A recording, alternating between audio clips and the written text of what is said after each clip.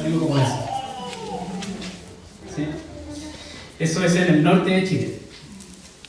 Y es realmente una obra maravillosa ver al desierto más árido del mundo, el desierto más árido del mundo, florecer de vida y llenarse de colores. Sin embargo, el otro día, escuchando al meteorólogo de las noticias, escuchando al meteorólogo de las noticias en la mañana, tomando el desayunito, él explicaba que para que eso ocurra era necesario que el desierto sea sometido a un estrés térmico, recibiendo golpes de frío durante el invierno. El desierto de Atacama sufre duras heladas que son necesarias para que un lugar que parece muerto por la aridez florezca y se llene de vida, produciendo un espectáculo hermoso a la vista y tan beneficioso para el entorno natural del norte de Chile. Ahora pensemos, ¿qué clase de paisaje quiere producir Dios con su iglesia? Y si nosotros somos parte del mayor y más beneficioso plan que Dios tiene para su creación, ¿cómo se vería la iglesia floreciendo llena de vida, produciendo una vista que nos lleva a darle la gloria a Dios por su obra en nosotros? Si te dijera que Dios tiene un plan para la iglesia, Apocalipsis, el último libro de la Biblia, Apocalipsis 7:9 nos anticipa cómo se verá la iglesia al final de los tiempos. Dice, como una gran multitud tomada de todas las naciones, tribus, pueblos y lenguas, tan grande que nadie puede contarla, de pie delante del trono y del Cordero, vestidos de túnicas blancas y con ramas en la mano. La iglesia de Cristo crecerá hasta ser una gran multitud y se reunirá para adorar a Jesús como el Cordero de Dios sentado en su trono. Esta es la postal que Dios ha estado haciendo. Pero si Dios está haciendo esta obra, ¿qué rol juega la persecución en la vida de la iglesia? Algunos creen que la persecución a la iglesia es como un elemento extraño dentro de la obra de Dios, como si los poderes de este mundo y la iglesia debiesen convivir en perfecta armonía. Pero la Biblia nos enseña que la persecución no se escapa de la soberana voluntad de Dios y que puede usarla incluso para darle crecimiento a su iglesia. Hoy veremos a través del libro de Hechos cómo Dios da crecimiento en la persecución. Ese es el título también de este sermón, crecimiento en la persecución. Y lo hace a través de la dispersión, la aflicción y la palabra. Vamos viendo, pero antes oremos. Señor, queremos someter a ti nuestra mente, nuestro corazón, Señor, para que sea tu palabra y tu Espíritu Santo por medio de ella hablándonos. Que sea tu sabiduría, Señor, y no mi sabiduría humana, Señor, la que transmita tu mensaje esta mañana, Señor. Abre nuestros oídos espirituales, Señor, y quita toda otra distracción para que podamos recibir tu palabra. En el nombre de Jesús te lo pedimos. Amén. Bien, crecimiento en la dispersión, y esto lo vemos en la primera parte, en lo que se leyó desde el versículo 19 al 30. El martirio de Esteban generó un antes y un después en la naciente iglesia cristiana. Desató una persecución en Jerusalén que el Señor utilizó para hacer crecer geográficamente la predicación del Evangelio hasta personas no alcanzadas todavía. Si te fijaste al comienzo de la lectura de hoy, se menciona Fenicia, Chipre y Antioquía. ¿Y por qué digo que el Señor utilizó la persecución para hacer crecer a su iglesia? Precisamente por lo que leemos en los versos 20 y 21. Fíjate con atención. Dice, sin embargo, había entre ellos algunas personas de Chipre y Cirene, que al llegar a Antioquía comenzaron a hablarles también a los de habla griega, anunciándoles las buenas nuevas del Señor Jesús. El poder del Señor estaba con ellos. Quiero subrayar eso, el poder del Señor estaba con ellos. Y un gran número creyó y se convirtió. Hasta entonces la iglesia no había salido de territorio israelita. Pero Dios tiene un plan: hacer crecer a su iglesia y reunirla en el día final para adorarle. Para eso, los discípulos debían salir a las naciones y predicar las buenas nuevas del Señor Jesús. La trágica muerte de Esteban dispersó a los creyentes, pero ellos no iban solos. El Señor estaba con ellos. El mal que las autoridades judías pensaban causarle a la iglesia, Dios lo utilizó para hacer crecer a su iglesia y alcanzar a gente que hasta ahora no habían oído de evangelio. Antioquía fue bendecida por la llegada de cristianos en calidad de refugiados. Luego Bernabé y Saulo instruyeron a los nuevos creyentes enseñando durante un año el evangelio a los antioqueños. Y vemos cómo esa enseñanza del evangelio produjo sus primeros frutos con una iglesia generosa que manda ofrendas de ayuda a los hermanos que vivían en Judea. Es todo esto muy extraño, cómo el Señor obra. Y me hace recordar a mi papá. No porque él sea extraño, sino que mi papá trabaja en construcción y carpintería. Y de joven lo acompañé a su trabajo en varias oportunidades como ayudante. No es que ahora no sea joven, pero cuando era más joven. Lo acompañé en varias oportunidades como ayudante, y cuando él trabaja suele quedarse callado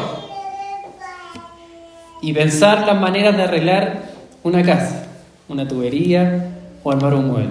Mi esposa se ríe porque es verdad. Y solo observaba y esperaba instrucciones.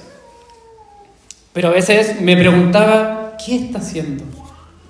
¿Por qué quiere cortar aquí y unir acá? ¿No sería más fácil hacer esto o aquello? Otras veces dudaba si lo que hacía tendría buen término. No entendía por qué una pieza la cortaba de una manera y la otra diferente. A mi parecer todo estaba perdido o mi papá había cometido un error haciéndolo así. Pero a medida que avanzábamos en el trabajo, cada pieza colocada cumplía la función que él había pensado. Y cuando le hacía muchas preguntas, él me decía, ¿confía en mí? Si yo ya veo el resultado final de mi trabajo en mi mente. Y de un modo similar ocurre con el Señor. Pero estamos muy acostumbrados a tener garantías de que todo debe salir como nosotros queremos. ¿Qué nos cuesta confiar en el Señor cuando nos parece que algo se está saliendo de su control? Pero Dios tiene un plan y ya lo ve en la eternidad que nos reveló en su Evangelio. Su iglesia crecerá y la reunirá en el día final para que le adore. Mientras tanto, su iglesia tiene un llamado que los hermanos de nuestra lectura obedecieron muy bien, anunciando las buenas nuevas del Señor Jesús a donde llegaban como refugiados. Ellos no tenían ninguna garantía, ni seguro de vida en este mundo. Solo sabían que anunciar las buenas nuevas de Jesús era la misión de Dios, y el destino final es la eternidad con Él. Y el poder del Señor estaba con ellos. No quiero pasar por alto el dolor de la persecución.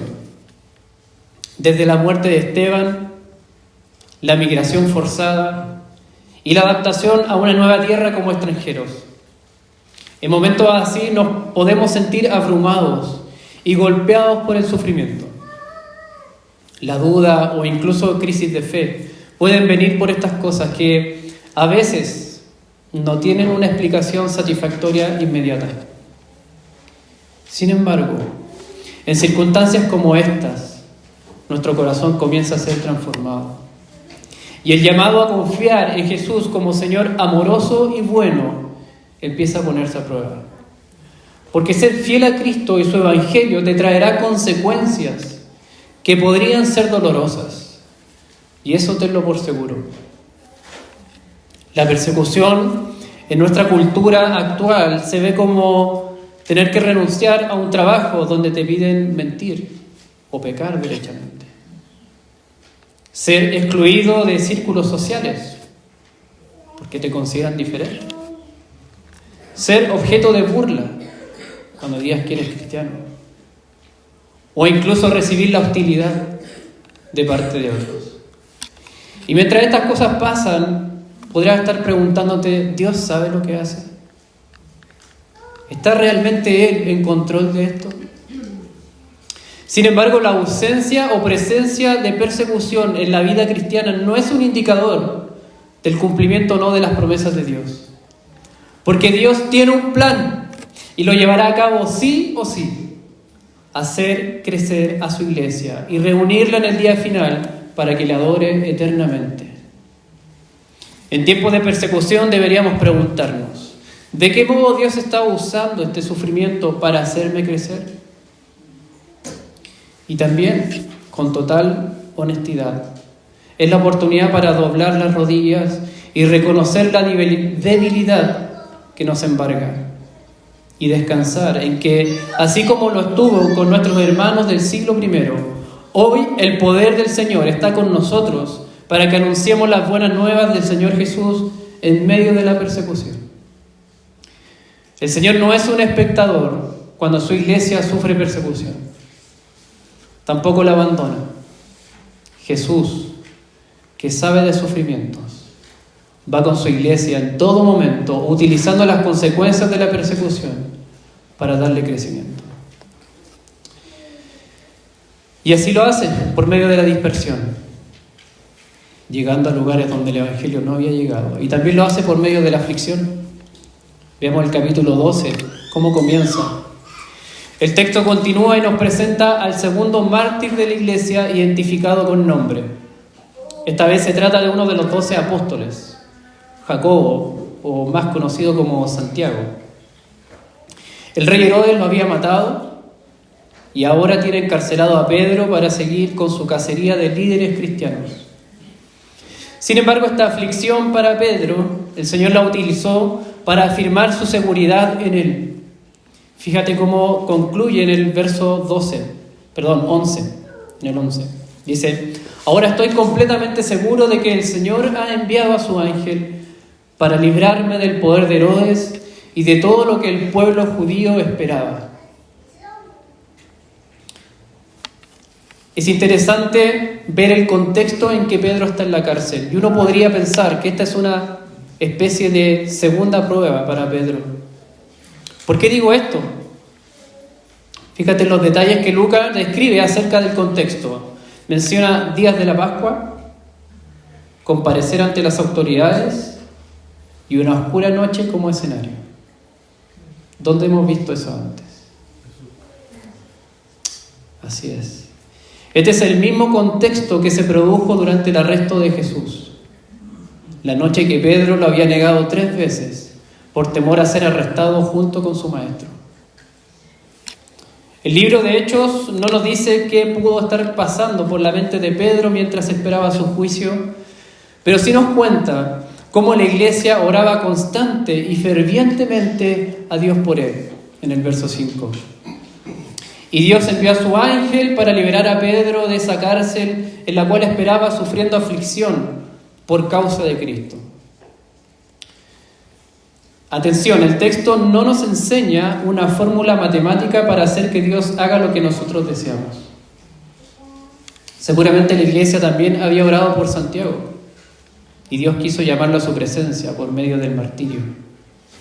Pero lo que sí podemos ver es cómo una aflicción personal por causa de la persecución movilizó a la iglesia hacia la oración ferviente y trajo una firme convicción en el mismo apóstol que sufrió encarcelado por causa de Cristo.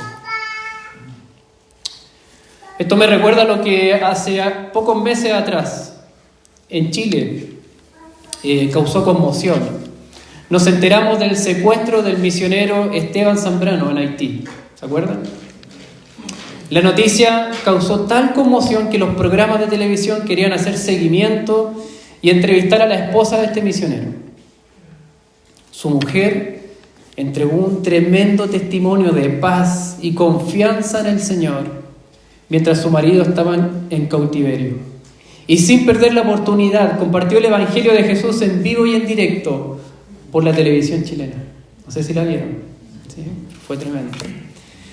Otro hermano nuestro de la iglesia anglicana llamado Emilio viajó a Colombia un par de meses atrás y por equivocación lo tomaron preso y estuvo cerca de un mes en una cárcel colombiana.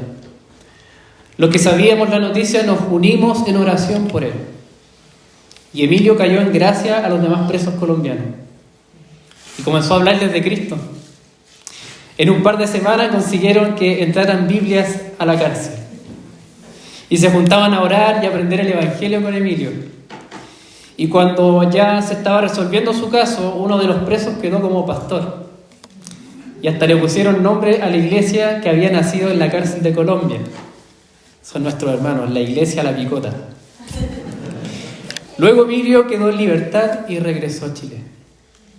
Hermanos, Dios tiene un plan: hacer crecer a su iglesia y reunirla en el día final para que le adore eternamente. El secuestro de Esteban o la cárcel de Emilio no estaban fuera del control de Dios, que usó estas aflicciones para dar a conocer el mensaje de Cristo y su palabra a otros. El cristianismo nunca ha sido garantía de una vida sin aflicción. Aquellos que ofrecen un evangelio diciendo "pare de sufrir", con un acento medio portugués, se olvidan que Jesús dijo: yo les he dicho estas cosas para que en mí hayan paz. En este mundo afrontarán aflicciones, pero anímense, yo he vencido al mundo. Juan 16:33. Si creemos a las palabras de Jesús, entonces debemos aceptar que como discípulos suyos afrontaremos aflicciones por su causa estando en este mundo. Hoy nosotros no somos encarcelados por reunirnos y enseñar el Evangelio. Pero eso no quita que pueda haber otro tipo de aflicciones que vienen de la presión social, de tu entorno, de la cultura en la que nos encontramos como país, que cada vez más miran hacia la iglesia y el cristianismo con hostilidad. Cuando nos encontremos sufriendo aflicción por persecución a causa de Cristo, no olvidemos lo que el libro de Hechos nos está enseñando. Dios utiliza la aflicción para dar crecimiento a nuestra fe, como lo tuvo Pedro, y hacer crecer a la iglesia en la oración. Pero lo más importante es que el Señor no abandona a su pueblo. Él envió su ángel a la cárcel, se metió a ese lugar oscuro y sucio para que Pedro entendiera que no estaba solo pasando por eso. Dios estaba con él. Jesús, que también estuvo preso, ahora acompañaba a su amigo y discípulo, enviando su ángel para liberarlo.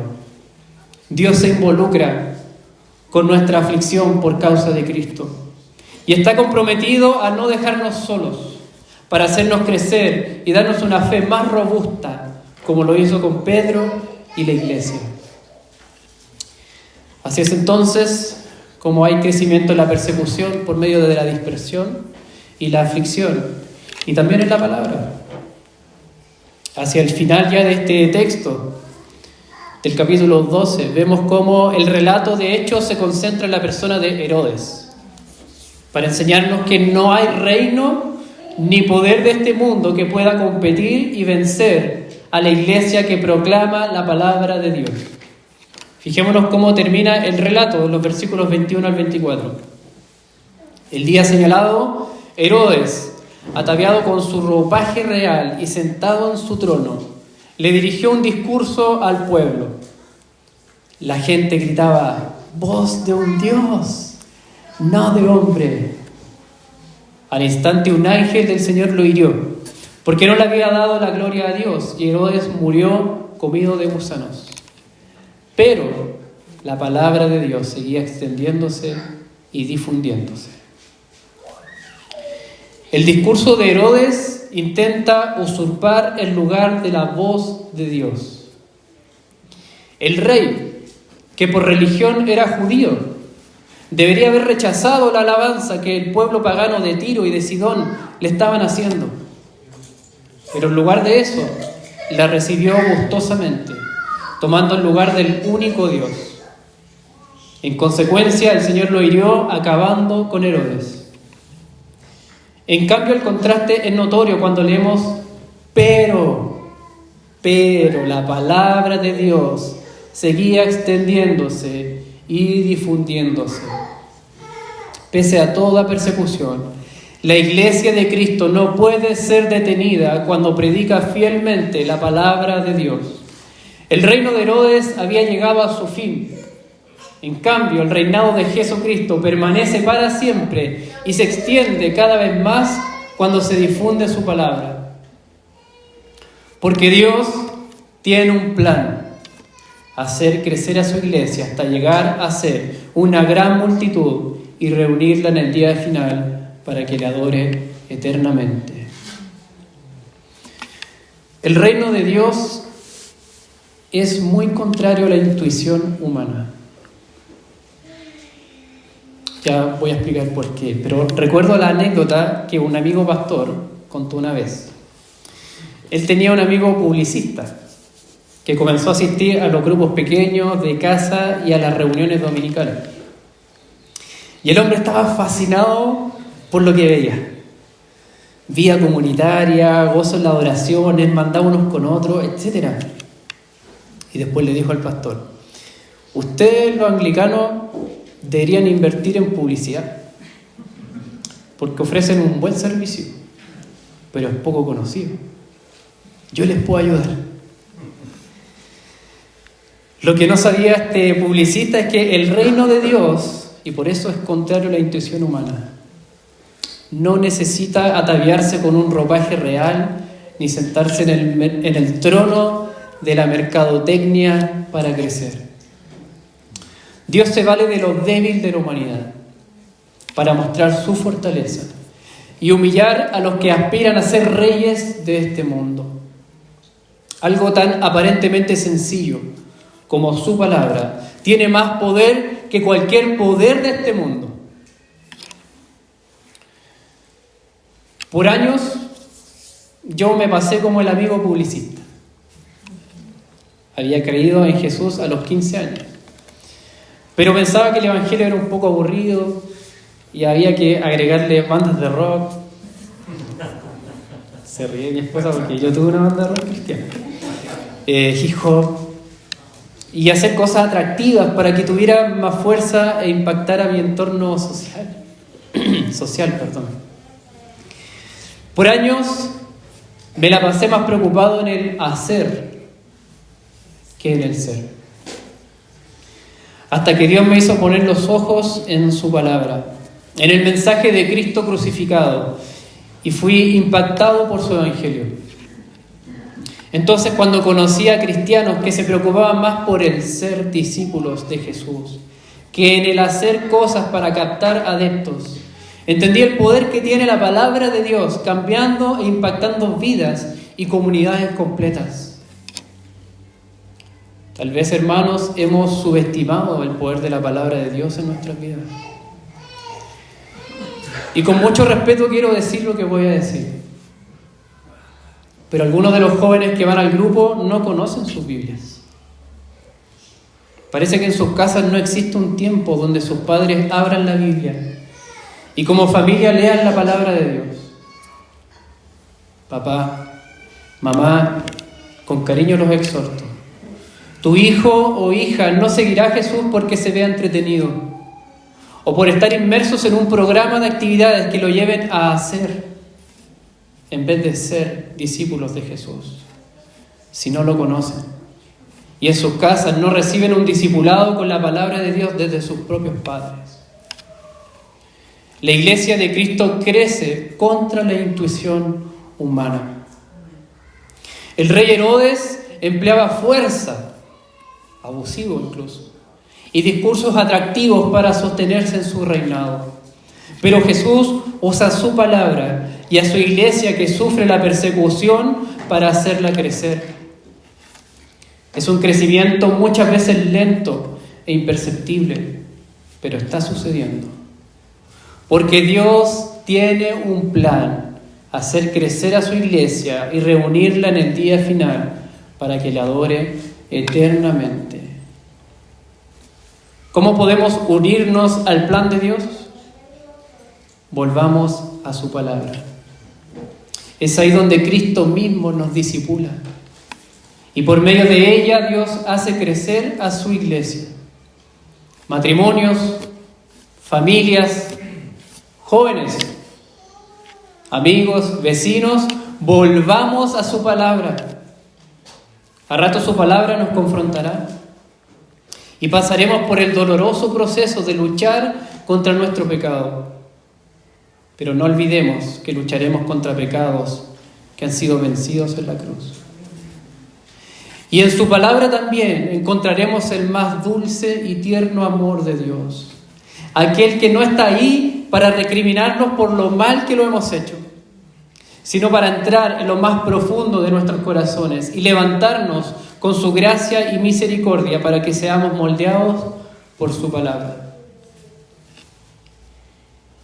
Para concluir, para que el desierto florezca, es necesario que sufra un estrés térmico, recibiendo golpes de frío y duras heladas durante el invierno.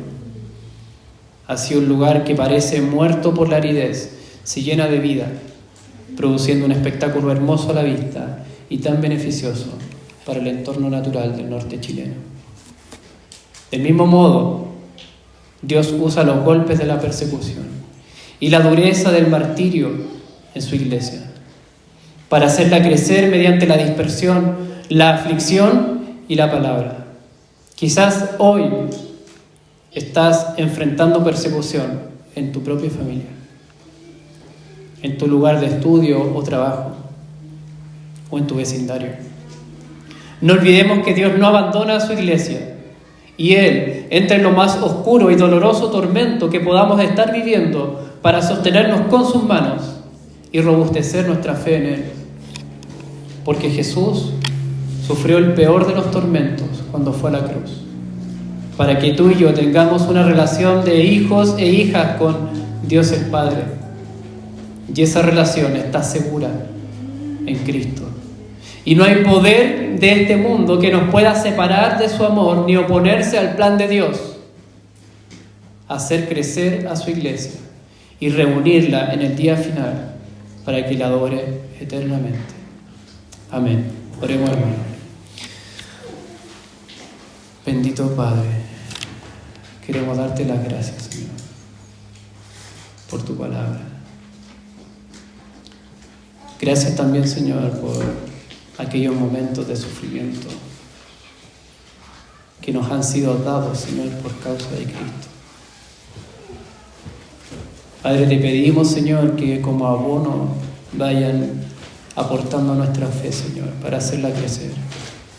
Fortalece a los que están desanimados, Señor, a los que quizá han cedido o están sufriendo, tal vez en silencio en estos momentos. Muéstrale, Señor, que tú eres el Dios que entra en los lugares oscuros y sucios, a los peores tormentos, Señor, para acompañar a tu iglesia y no abandonarla, Señor. Y Padre, si tal vez hemos subestimado tu palabra, hemos subestimado, Señor, a ti, perdónanos, Señor. Perdónanos. Y vuelve, Señor, a guiarnos con tu palabra, como el buen pastor, Señor. Que la motivación primera sea ser discípulos tuyos, Señor, antes que hacer cualquier otra cosa, Señor. En el nombre de Jesús te pedimos, Padre, todo esto, que tu Espíritu Santo traiga cambios y frutos para tu gloria, Señor, para que tu iglesia se vea preciosa y radiante, Señor. En el nombre de Jesús. Amén.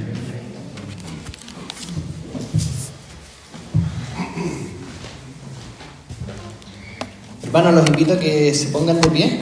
Estamos llegando al término de nuestro servicio y cantemos al Señor.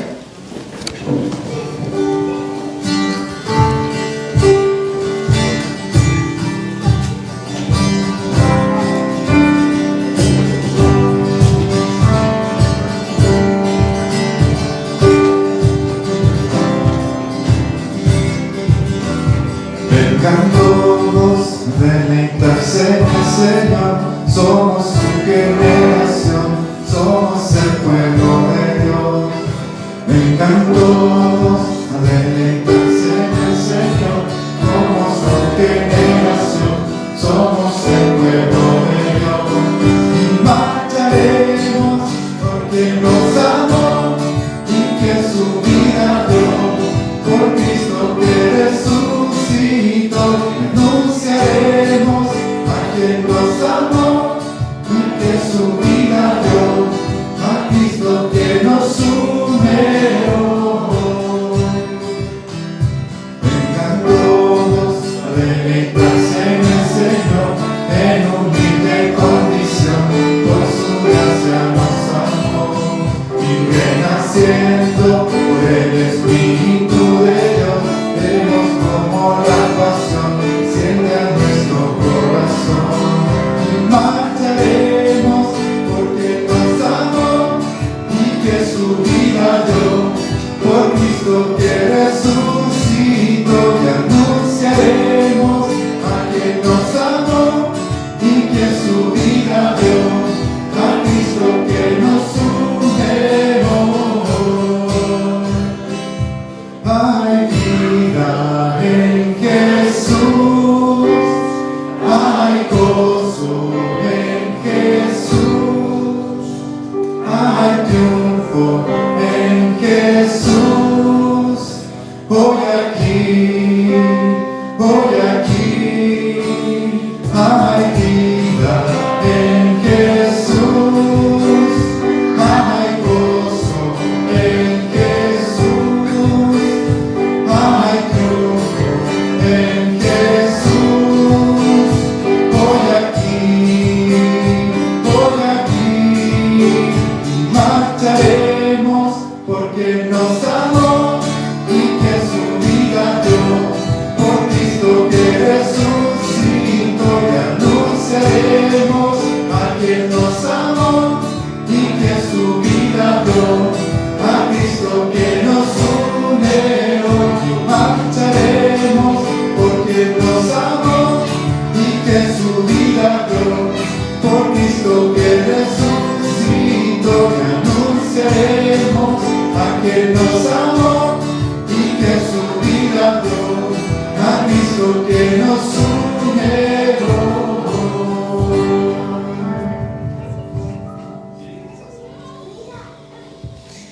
Ahí de pie, hermanos, acompáñenme en la bendición final. La paz de Dios que sobrepasa todo entendimiento, guarde nuestros corazones y mentes en el conocimiento y amor de Dios y de su Hijo Jesucristo nuestro Señor. Y la bendición de Dios omnipotente, el Padre, el Hijo y el Espíritu Santo, sea con nosotros y more con nosotros eternamente. Amén. Hermanos, vamos a servir al Señor. Amén. Serviremos al Señor. Aleluya. Que tengan una bonita semana.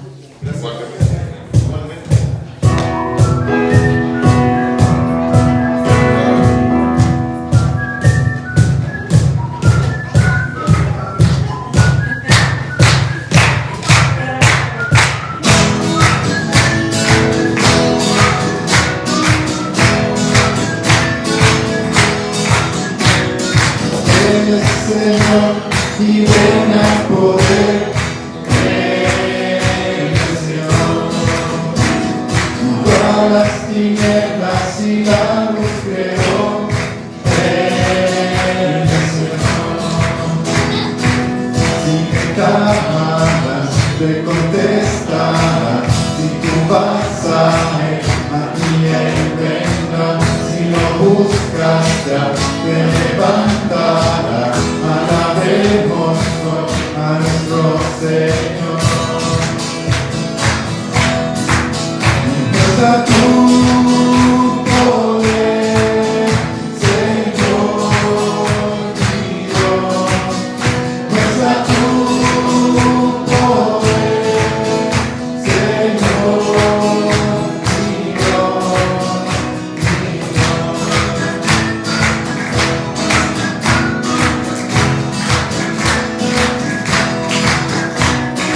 Dios tu poder es mi salvación.